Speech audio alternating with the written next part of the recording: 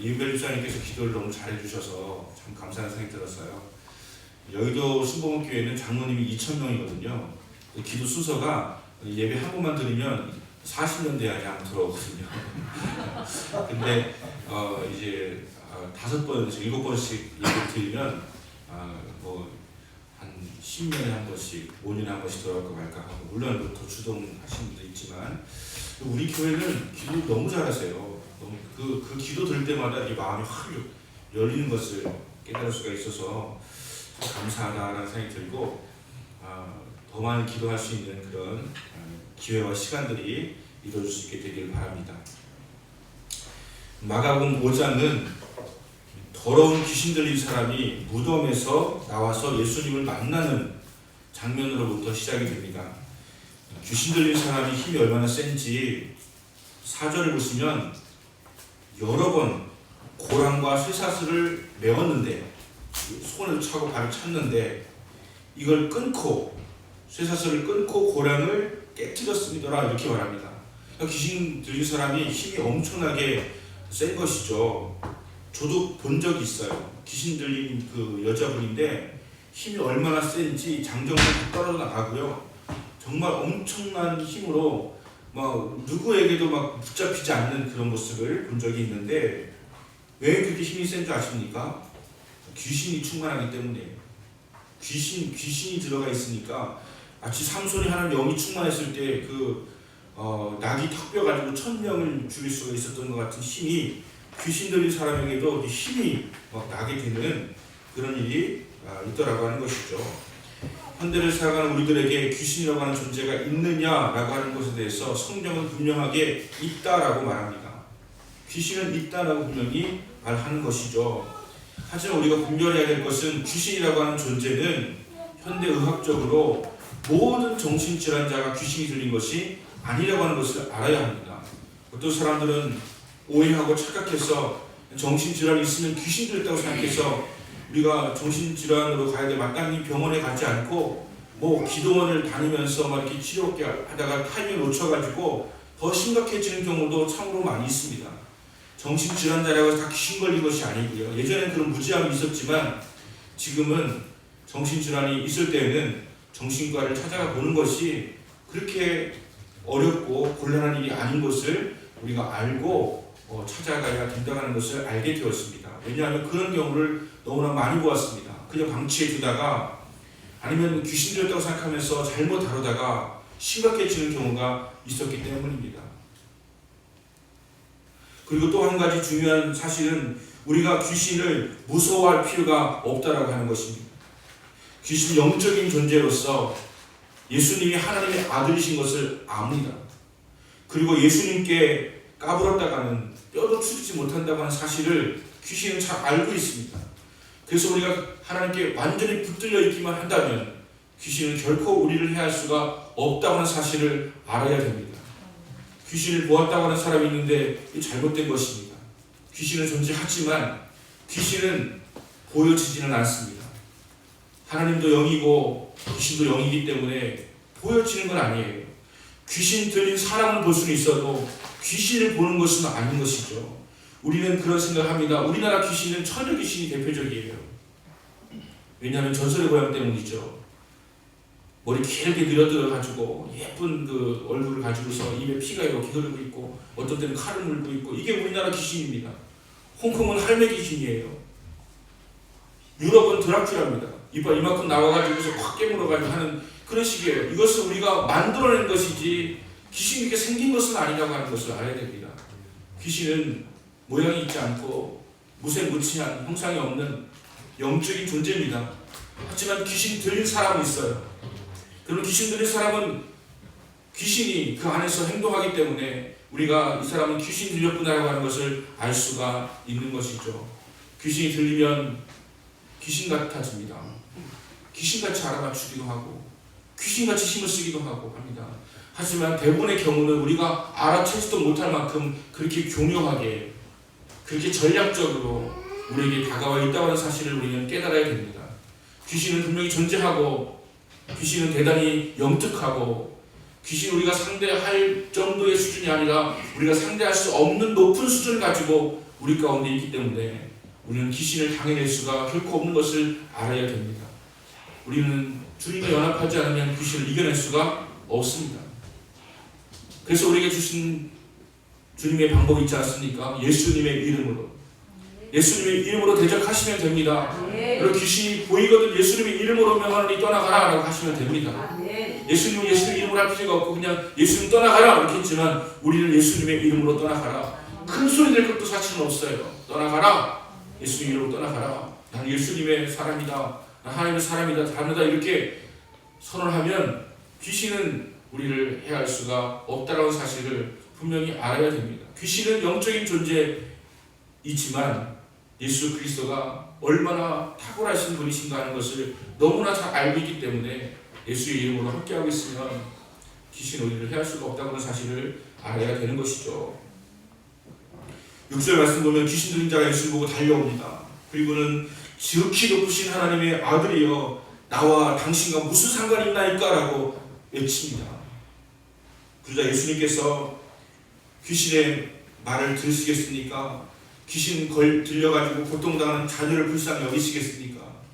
예수님께서 택하신 것은 귀신이 아니라 귀신이 나와 상관하지 마십시오. 나를 내버려 두십시오. 라고 이렇게 이야기했을 때 예수님은 귀신의 말을 듣는 것이 아니라 고통받는 자녀를 주목하시고 주님께서 이 시간에 말씀하셨습니다. 더러운 귀신아 그 사람에게서 나오라 말씀하셨어요. 예수님의 명령 앞에서는 귀신도 순종할 수밖에 없는 것이죠. 순종하지 않으면 박살나는데요. 예수님께서 명령하면 바다도 잔잔해지고 산도 들려서 옮겨줄 수가 있는 것이고 귀신도 순종할 수밖에 없는 것이에요. 귀신이 아무리 예수를 대적하는 자라 할지라도 예수님의 위력이, 예수님의 능력이 얼마나 강한지를 알기 때문에 귀신아 그 사람에게서 나오라 명령하면 나오는 것입니다. 그러면서 이 귀신에 대해서 예수님께 묻습니다. 내 이름이 무엇이냐? 라고 물으니까 군대입니다 라고 합니다. 많은 사람이다라는 뜻이죠. 많은 귀신이다라는 뜻이죠. 많다라고 하는 의미에서 군대입니다라고 이야기합니다. 그리고 그 더러운 귀신을 그 주변에 돼지떼들이 있었는데 무려 2,000마리의 돼지떼가 여기 있었는데 거기에 다 귀신을 갖다가 들어가게 해가지고 바다로 내려 달려가지고 몰사시켜 버립니다. 그래서 귀신 들린 자 얼마나 많았는지 2,000마리의 돼지떼에게 다 들어가가지고 돼지가 그냥 내려 달려가지고 바다에 몸을 던져서 다 몰살되어 버린 사실이 오늘 본문 그 앞전에 있는 말씀이 되는 것입니다. 여러분 한번 생각을 해보세요. 돼지떼 2,000마리면 자꾸 소하고 비교하는데 소하고 돼지하고 금이 비교가 되지 않지만 10만 원씩만 쳐도요 2억 원이에요. 돼지 치는 사람 입장에서는 이게 난리 난 거 아닙니까? 지금 우리 재산 다 나간 거 아닙니까? 그러니까 예수님도 뭐 해야 돼요? 손해배상 청구해야 돼요. 그런데 돼지 치는 사람들이 주인에게 사람들이 가가지고 일을 이야기해가지고 와보니까 귀신 들렸던 사람 이렇게 쇠사슬 같은 거 묶어놓으면 딱 끊어버리고 막 난리쳤던 그 사람이 밤이고 낮이고 난리쳤던 그 사람이 얌전하게 앉아가지고 차근차근하게 말하는데 깜짝 놀라는 거죠. 어떻게 이런 일이 있을 수 있을까? 그래서 예수님을 두려워하니까 예수님을 손해배상 청구를 한 것이 아니고 제발 여기를 떠나달라 이렇게 사정사정을 해가지고 예수님께서 그 말을 들으시고 가만히 있으면 잘못하면 이 사람 마음이 바뀌어가지고 손해배상 청구할지도 모르니까 그런 생각이 들어서 그런 것을 아셨겠지만 그곳을 떠나서 바다 건너편으로 가십니다. 여러분 목회를 하다 보면 축사해야 될 일이 가끔씩 있습니다. 귀신을 쫓아내고 막 그 영적으로 싸우고 할 때가 있어요. 가장 힘든 시간이에요. 환자를 위해서 기도할 때도 뭐 어렵다고 이야기하지만 영적인 싸움을 싸우며 귀신과 씨름하며 귀신을 쫓아내는 그런 일을 행할 때 가장 소진이 되는 그런 시간이 되어지거든요. 예수님께서 얼마나 힘드셨을까요? 얼마나 피곤하셨을까요? 그렇게 바다를 건너가셨는데 그곳에 사람들이 엄청나게 또 몰려오고 있는 장면을 오늘 본문을 통해서 우리가 보게 되어지는 것입니다. 예수님께서 건너편으로 오셨는데 수많은 군중들이 모여들었습니다. 근데 여러분 우리가 성경 보면 항상 군중들이 있지 않습니까? 예수님이 모이면 군중들이 있지 않습니까? 이 군중들은 왜 모인 걸까요? 이 군중들은 예수님을 믿기 위해서 모인 사람들이 아니라 이 군중들은 예수님이 있으니까 여기 무슨 떡고물이도 있을까 싶어가지고 우리가 여기서 무슨 이벤트를 볼 수 있을까 싶어가지고 서커스 공연하면 막 그렇게 몰려가는 것처럼 무슨 재미난 것이 있을까 해가지고 모여드는 사람인 것이죠. 아무런 경험도 하지 못하고 아무런 체험도 하지 못하고 남들에게 이루어진 일을 구경하고 앉아있는 사람들인 것이죠. 오늘날 예수 믿는 사람들 중에 그냥 군중들이 많아요. 그냥 예수님이 있다니까 거기 뭐가 있을 것 같으니까 가서 보지만 아무런 것도 체험하지 못하고 아무 경험도 하지 못하는 사람들이 너무나 많이 있다고 하는 것이죠. 그냥 우르르 왔다가 우르르 빠져버리는 사람들이 많이 있다고 하는 것이죠. 그런데 오늘도 군중 사이에 한 사람의 주연급 배우가 등장합니다. 그 사람이 누구냐면 회당장 야이로예요. 회당장이라고 하는 것은 그 동네마다 좀 큰 동네마다 하나씩 회당이 있습니다. 교회 같은 곳이긴 하지만 교회하고 갔다 갈 수는 없습니다. 오히려 교회에 있는 분보다 더 존경받는 분이 회당장이에요. 회당장은 존경받는 사람이고 회당장은 사랑받는 사람이고 회당장은 또 권력도 있는 사람이라고 할 수도 있습니다. 근데 그 회당장이 모든 사람 다 알고 있지 않습니까? 그 유대교든 이슬람교든 간에 가면 회당에서 예배를 드리잖아요. 기도를 하잖아요. 엎드려서 이렇게 하잖아요. 그래서 거기 온 사람들은 서로 누가 왔는지 그걸 알지 못하지만 적어도 회당장은 알거든요. 회당장이 앞에 나와서 사회를 봅니다. 보통 이렇게 사회를 봐요. 어떻게 보냐면 오늘은 저 갈릴리 쪽에서 예수라고 하는 분이 오셨습니다. 그분의 강론을 듣겠습니다. 이거 하는 게 회당장이에요. 회당장이 직접 하기도 하지만 보통 외부에서 훌륭한 분이 오시면 모셔다가 이분을 소개합니다. 이렇게 하는 게 회당장이에요. 다 알아요. 예루살렘 사람들이 아니고 그 바닷가에 모여든 사람들이 보니까 회당장이 걸어 나오는 거예요. 수많은 사람들이 뭉집해 있는데 그 사이를 비집고 나오는데 회당장이니까 열어주는 거예요. 회당장이 왜 거기 갔을지. 그런데 예수님 앞에 회당장이 납작 엎드려가지고 절을 합니다. 야, 예수님이 대단하지만 우리 마을에서 가장 존경받는 가장 높은 회당장이 예수님한테 엎드려서 절을 당하네. 주목하기 시작하는 것이죠. 이미 회당장이 주연으로 되어 있는 드라마가 펼쳐지고 있는 것이에요. 뭐라고 이야기하나 들어보니까 회당장이 이야기합니다. 예수님, 제 딸이 지금 죽어가고 있습니다. 오셔서 손을 얹으시고 구원해 주셔서 낫게 해 주십시오라고 그렇게 요청을 하는 거예요. 여기서부터 흥미진진해지는 것이죠. 야, 이제 회장장의 딸이 아픈 줄 몰랐는데 그것도 빅뉴스인데 그걸 예수님이 고쳐달라고 하네. 예수님 이제는 어떻게 대답하실까 주의를 기울여 예수님 바라봅니다. 예수님께서 군말하지 아니하시고 가자 하십니다.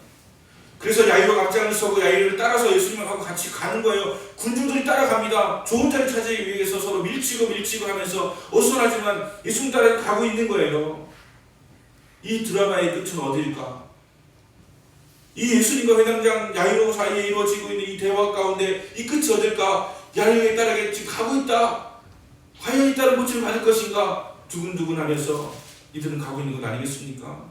온통 초점이 지금 이 회당장 야이로의 딸이 얼마나 중하며 이 딸이 고침을 받을 수 있을 것인가에 대한 것으로 초점이 맞춰져 있는 것이죠. 갑니다.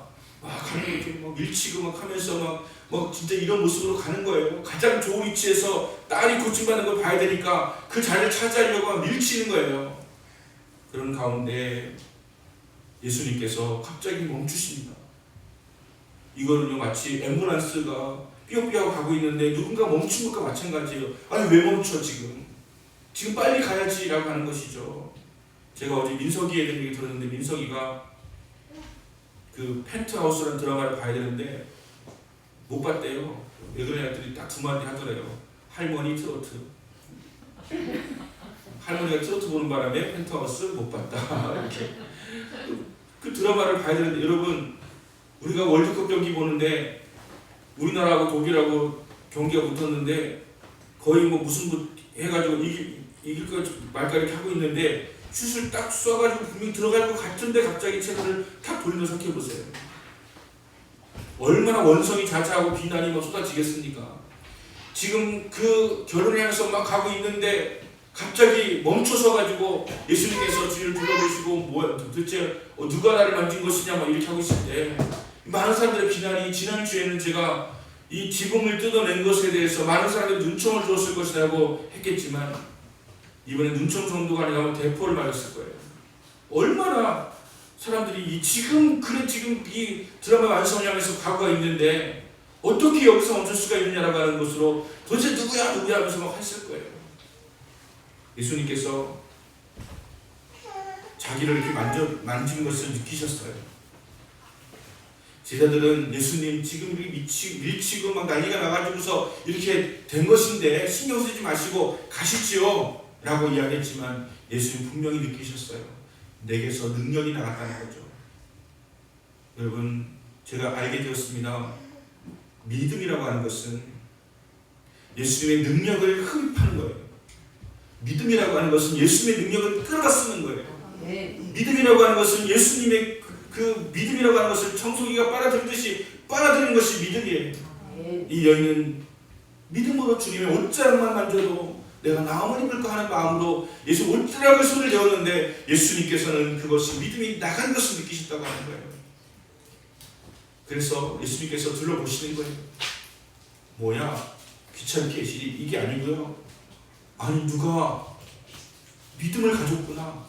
누가 믿음으로 나를 만졌구나. 그 여인을 찾고 싶은 거예요. 그 사람을 찾고 싶은 거예요. 그 사람을 칭찬하고 싶으신 거예요. 그 사람을 보고 싶으신 거예요. 그래서 둘러보니까 이 여인이 마음에 찔림이 있는 데다가 또 사람들이 멈추니까 갑자기 쭉 있잖아요. 가끔씩 그런 경우가 있거든요. 제가 무슨 설교하다가 이렇게 좀 웃으라고 한 말이었는데 아무도 안 웃을 때 이게 썰렁한 거 있잖아요. 그 여인이 볼 때 갑자기 막 분위기가 뭐야 누구야 이렇게 할 때 이 자기잖아요. 얼마나 두려운 마음이 있겠습니까? 떨리는 마음이 있겠습니까? 그래서 예수님 앞에 또 나가서 쭉 엎드려가지고 예수님께 말씀을 드리는 것이죠. 누가 내게 손을 대었느냐 할 때에 두렵고 떨면서 그 앞에 엎드려서 모든 사실을 여쭈니 예수께서 이르시되 딸아 내 믿음이 너를 구원하였으니 평안히 가라. 내 병에서 놓여 건강할지어다 이렇게 말씀하신 거예요. 여러분, 두려움이라고 하는 것은 두 가지 종류의 두려움이 있습니다. 여러분, 귀신이 보인다고 할 때는 두려움이 있는 거죠. 여러분, 두려움은 우리로 하여금 뭔가를 만들어냅니다. 그리고 그 두려움은 뭔가를 만들어낼 정도가 아니라 결국 우리의 인생에 영향을 끼치기도 합니다.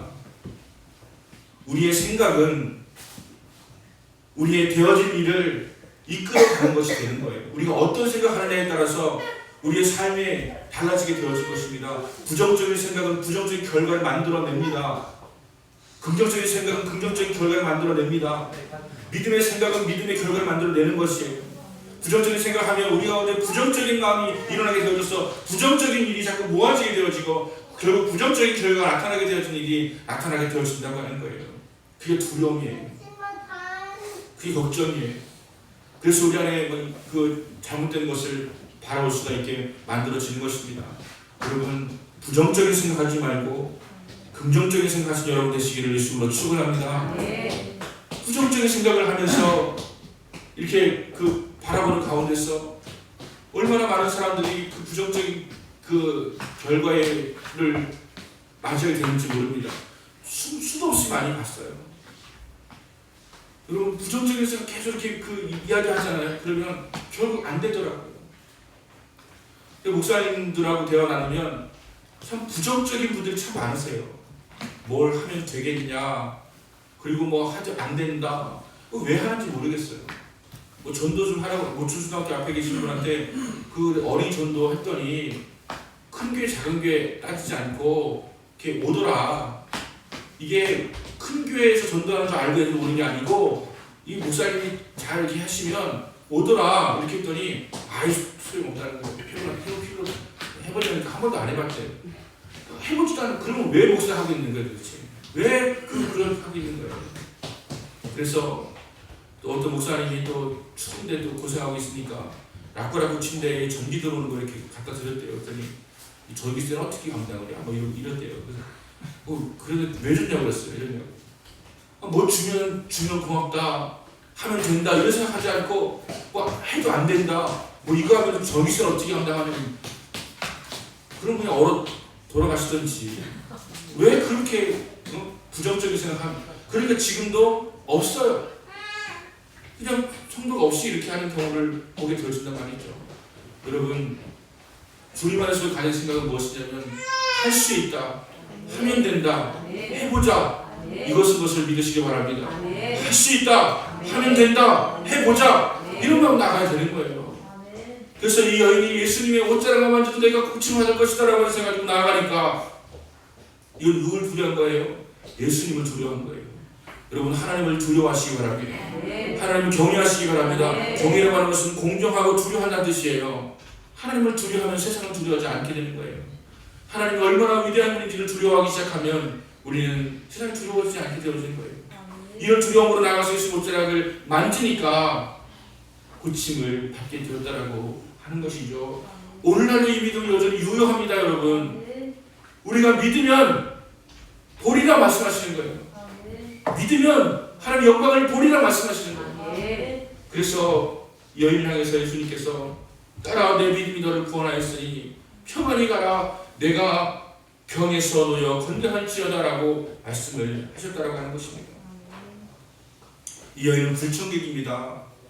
지금 수많은 사람들이 예수님이 지금 해당장 야이로의 집으로 가고 있는 것을 주목하고 있는 그때에 갑자기 등장해가지고 갑자기 나타나가지고 흐름을 끊고 자기를 주목하게 만들고, 그래서 많은 사람들 비난과 원성을 받을 수 있는 그런 사람이었는데 어느 틈인가 이분은 여우주연상급 배우가 되어가지고 많은 사람들에게 박수와 찬사와 영광을 받는 그런 여인이 되었다고 하는 것이죠. 거기 있는 사람들이 얼마나 대단한 그런 환호를 질렀겠습니까? 이 여인에 대해서 얼마나 칭찬 아끼지 않았겠습니까? 처음에는 막 손가락질하고 할 뻔했는데 고침받고 나니까 이야, 이 여인의 믿음 대단하구나, 예수님이 이 여인의 믿음이 너를 구원하는 말씀하셨어 하면서 얼마나 이렇게 하나님 보시기에 멋지게 이렇게 높여진 모습을 볼 수 있겠습니까?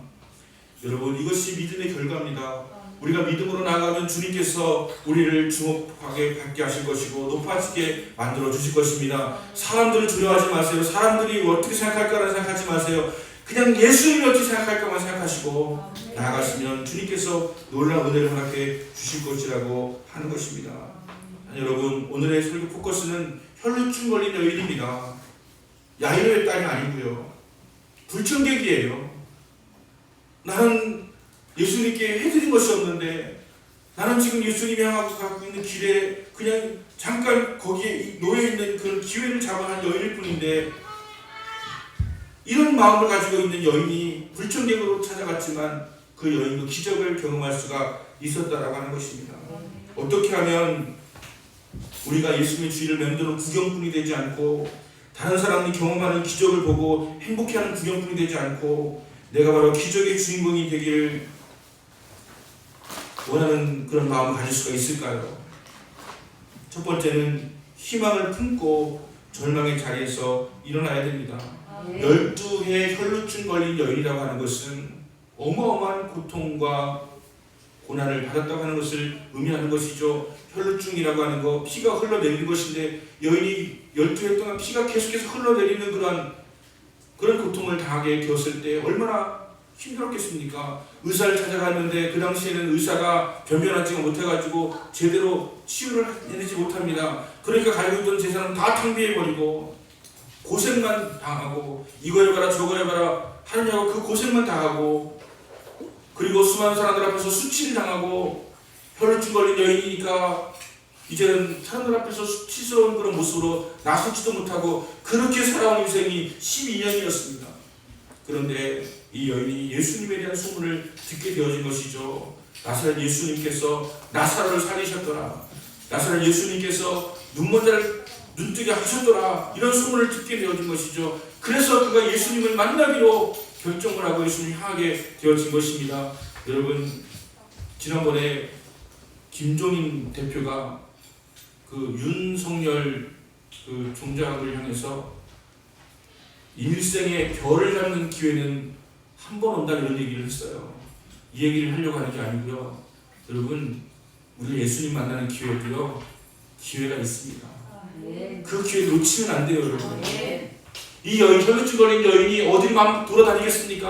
막 돌아다니면서 예수님을 찾겠습니까? 예수님이 자기가 있는 곳에 왔고 예수님의 소문을 들었고 예수님께 나아가면 된다고 하는 믿음을 가졌고 이게 기회인 것이죠. 기회.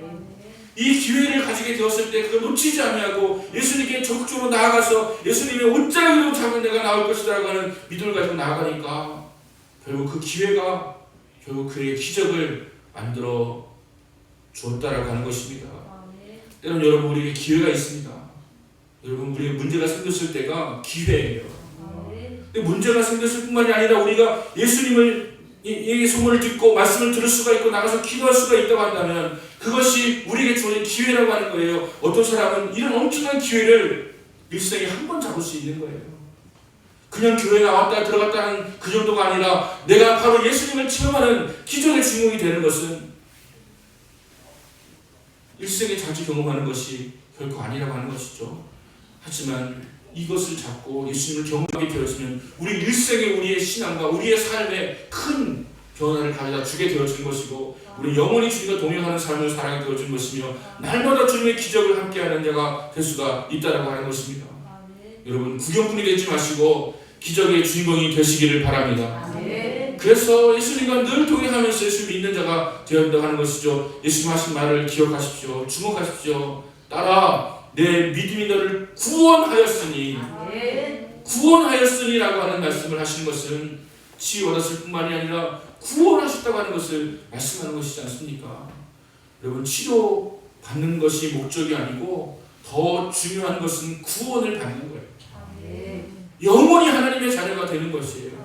이것을 주님께서 기회로 주셨을 때에 이 여인이 그 기회를 치지 않고 그 부끄러운 그런 심정으로 살았던 사람이 그 많은 군중 가운데 그 비집고 들어가서 예수님께로 나갈 수 있는 그런 믿음의 용기 어디서부터 오는 것입니까? 주님만 만나면 주님의 옷자락에만 붙잡으면 나는 나올 것이라고 하는 믿음이 확신을 가지니까 사람들의 비난 이제는 그건 아무것도 아닌 거예요. 주님이 나가는 게 중요한 거예요. 그게 나아가서 기적을 경험하게 되었다고 하는 것입니다. 여러분 솔개라고 하는 독수리과에 새가 있지 않습니까? 이 솔개가 수명이 40년인데 이 솔개가 어떤 솔개는 30년을 더 산다고 합니다. 거의 사람처럼 사는 거죠. 근데 그 비교에 놀랍습니다. 40년이 되면 솔개가 모든 기능이 퇴화가 되어가지고 죽음을 기르는 시세가 되어지는데 이때 솔개가 새로운 결단을 한다는 것이죠. 그냥 죽을 것인가 아니면 새로운 도전으로 제 삶을 살 것인가 도전하는데 새로운 도전을 선택한 솔개는 바위 위로 올라가서 그 위에서 꼭대기에 올라가서 6개월 동안의 처절한 갱신의 과정을 거친다고 하는 것입니다. 먼저 길게 자라난 이 부리를 바위에다가 내려친다는 거예요. 입술이 터지고 피가 나는 아픔이 있지만 참고 견뎌내서 길게 자란 부리는 깨지고 새로운 부리가 나오기 시작한다는 겁니다. 그리고 새롭게 나온 부리는 자신의 발톱을 뽑습니다. 그리고 나면 발톱이 또 새로 나온 거예요. 무거운 깃털 하나씩 뽑아냅니다. 그럼 깃털이 새롭게 또 나기 시작한다고 하는 거예요. 이렇게 6개월의 과정을 그 처절한 그 고통을 견뎌내면서 감당하고 나면 30년의 새로운 삶을 살게 되는 솔개가 탄생하게 된다고 하는 것입니다. 여러분 우리가 나이가 들면 저절로 우리 육신이 뭔가 좀 약해지는 것을 느끼지 않습니까? 우리의 정신력이 우리의 머리가 그전같이 약하거나 느끼지 않습니까? 그럼 이것을 그냥 운명처럼 받아들여가지고 나는 이대로 늙어 죽을 것이다 라고 받아들이지 말고 새롭게 도전하고 새롭게 용기를 가지고 새롭게 힘을 내어서 우리가 우리의 그 묵은 것들을 깨뜨려버리고 묵은 땅을 기경하고 새로워지며 나아가게 되었을 때에 여러분 우리는 새로운 인생을 또한 살아가게 될 줄로 믿습니다. 저는 60이 넘어가지고서 신학교에 들어오신 분들 보면 참 신기하다 싶으면서도 이분의 도전이 참 감사하다는 생각이 들어요. 공부해가지고 다시 한번 그래도 남은 인생을 한번 정말 주님을 위해서 한번 살아보겠다는 심령으로 오실 때 참 귀하다 그런 생각이 들어요. 우리의 인생은 40대 50대 나가면 이제 그동안 배운 걸로 써먹으면서 살아가는 인생이지 새로운 도전하려고 하지 않지 않습니까? 근데 여러분 이 12의 혈루증 걸린 여인은 새로운 도전을 선택했어요. 굉장히 힘든 결정이었고 마음과 육신의 고통이었지만 새로운 도전을 선택하고 믿음으로 하나님께 나아갔을 때 그는 새로운 인생을 살게 되었다라고 하는 것입니다. 여러분도 새로운 인생을 살아가는 여러분 되시기를 예수님으로 축원합니다. 그냥 그대로 그냥 이렇게 늙어 죽어가는 것이 아니라 여러분 우리가 그냥 녹슬어 사라지는 것이 아니라 닳아 없어지는 존재가 된다고 하지 않습니까? 열심히 살아가지고 닳아 없어질지언정 녹슬어 없어지는 존재가 되지 말자라고 하는 마음으로 열심히 나를 갈고 닦으면 결코 우리는 그냥 쉽게 무너지는 인생이 되지 않을 것입니다. 코로나19는 하나님께서 우리에게 주신 새로운 기회였는데 이제 막바지에 다다르고 있고요. 얼마 남지 않았습니다. 어떤 사람들은 이번 기회에 참 잘 논다 하면서 살아가는 사람이 있습니다. 어떤 사람은 이번 기회에 그래도 다시 한번 나를 갈듯이 내가 지금 칼을 쓰지 못하는 이때에 칼에 나를 갈아야 된다는 마음으로 공부를 하고 연구를 하고 기도를 하고 주님을 더 묵상을 하고 그러면서 더 날카로운 그런 모습으로 이제 코로나19 포스트 코로나19를 맞이하는 사람이 있는데 어떤 사람은 무뎌도 더 이상 무딜 수 없는 상태로 코로나19를 맞이하게 되어가지고 새로운 변화에 아무것도 적응하지 못하고 주님 주신 새로운 기회에 아무것도 하지 못하고 그렇게 살아가는 자가 될 수도 있다고 하는 것이죠. 우리나라의 쿠팡이라고 하는 기업이 지금 미국에 상장이 되어서 물 시가총액이 100조가 됐어요. 100조가. 그럼 쿠팡이 만약에 작년에 상장됐으면 30조도 안 됐을 거예요.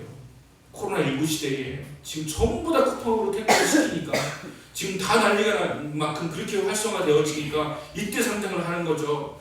그래서 100조입니다. 100조. 한 번도 흑자 본 적이 없는 기업인데 앞으로의 가능성을 보고 100조의 수익을 올렸고요. 그 만든 그 의자는 수십조 원의 자산가가 되었고요. 그리고 쿠팡 그냥 배달하는 사람들에게도 200만 원 정도의 쿠팡 주식을 준다고 했는데 그 200만 원이 그냥 200만 원이겠습니까? 올랐기 때문에 또 많은 것을 기회를 받을 수가 있는 것이죠. 어떠한 기업은 어떠한 사람은 코로나 시대에 새로운 기회를 얻습니다. 그리고 믿음으로 주님이 가장 앞서가는 분인 것을 기억하시고 믿음으로 주님께 기도하면 주님께서 여러분에게 지혜를 주시고 하지만 감당도 할 수 있어야 됩니다. 고난도 감당할 각오가 되어 있어야 됩니다. 힘든 것도 감당할 각오가 되어 있어야 됩니다. 그러면 여러분 새로운 삶을 살게 될 줄 있을 줄로 믿으시기 바랍니다. 12회의 혈루증 걸린 여인은 주님의 기적을 경험했습니다. 불청객이었지만 기적을 경험했습니다. 믿음으로 주님의 옷자락을 만졌기 때문입니다. 한 무명의 여인의 믿음이 바쁘게 가시는 예수의 발걸음을 멈추게 했습니다. 그 주변 제자들조차도 눈치채지 못했습니다. 그러나 예수님은 이 여인의 용기와 믿음을 알고 계셨고 이 여인의 믿음을 보시고 주님께서 말씀을 하신 것이죠. 오늘 여러분이 들으셔야 되는 말입니다. 따라 내 믿음이 너를 구원하였으니 평안히 가라. 네가 병에서 놓여서 건강할지어다 라고 말씀하시는 거예요. 세상을 이기는 승리의 비결은 우리의 힘과 능력이 아니라 주 예수 그리스도를 확실히 믿는 믿음입니다. 아무리 시대가 발전하고 현대 문명이 되었어도요, 우리가 현대 문명 때문에 그것 때문에 주님을 우리가 믿지 못하는 것이 문제인 것이지 주님의 능력은 여전합니다. 60년대 70년대 병든 자를 고치고 암을 다 태워버리고 막 그런 간증들이 날마다 신문에 날마다 2개씩을 실렸던 귀신이 떠나가고 암덩어리가 살았다고 고백하는 사람들이 날마다 실렸던 그때가 있었는데 그때 그런 고백을 할 수 있었던 이유는 병원이 낙후됐기 때문이에요.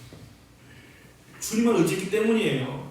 그리고 지금 병원 시설이 좋아졌기 때문에 주님의 능력은 사라진 것이냐? 아닙니다, 여러분. 우리도 여전히 지금도 우리가 주님을 의지하면서 나아가면 주님께서 우리를 고치실 것이다라고 하는 것이죠. 병원도 주님 주신 은사입니다. 병원도 주님 주신 축복이에요. 병원에서 고치기도 하지만 우리는 주님의 능력을 의심하지 말아야 돼요. 끝까지 믿고 신뢰하면서 나아가야 됩니다. 그분이 살리실 것이고 고치실 것이고 회복시켜 주실 것입니다. 주님의 시절 신뢰를 버리지 마세요. 세상이 좋아졌다고 주님을 향한 신뢰를 바꾸지 마세요. 주님은 여전하신 분이세요. 우리의 믿음이 약해졌을 뿐입니다. 주님 우리에게 보기를 원하시는 것은 따라 내 믿음이 너를 구원하였으니 평안히 가라. 내가 병에서 놓여 강건할지어다. 이 말씀을 하기 원하시는 거예요. 이 여인은 불청객에서 미약 데스타가 되었습니다. 주님의 놀라운 역사죠. 이런 일들이 저 여러분에게 우리 큰나무교회 모든 성도들에게 임하게 되시기를 예수님으로 축원합니다. 우리 합심으로